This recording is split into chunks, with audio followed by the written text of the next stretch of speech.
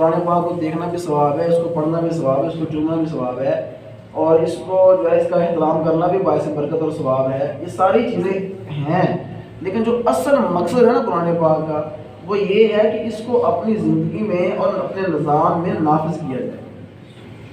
اور اس سے ہم کوسوں دور ہیں. تو اس لیے میں نے ضروری سمجھا کہ قرآن پاک کے کچھ متعدد مقامات پر کچھ آیات کریمہ اور کچھ باتیں آپ کو رات کو پڑھ کے سنائی جائیں، جس سے ہم اس بات کا اندازہ لگا سکیں کہ قرآن پاک صرف تراویح میں پڑھنے کے لیے نہیں ہے، کوئی مر رہا ہو تو اس کے بعد صرف یاسین پڑھنے کے لیے نہیں ہے، کوئی کسی کو ڈر لگ رہا ہو تو صرف آیت کرسی پڑھ کے پھونک مارنے کے لیے نہیں ہے،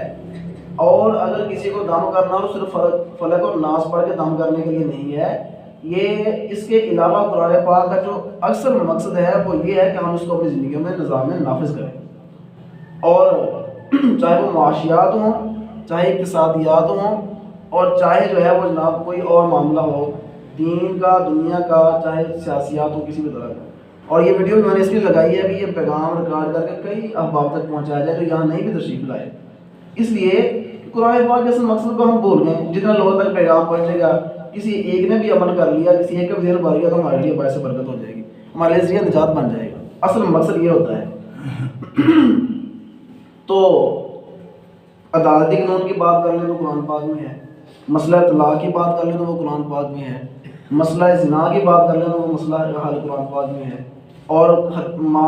کسی پر تہمت لگانے کی بات کر لیں تو اس کا حل قرآن پاک میں ہے. کون سا حل قرآن پاک میں نہیں ہے جو ہم قرآن پاک کو چھوڑ کے انگریز کے قانون کے پیچھے لگے ہوئے ہیں،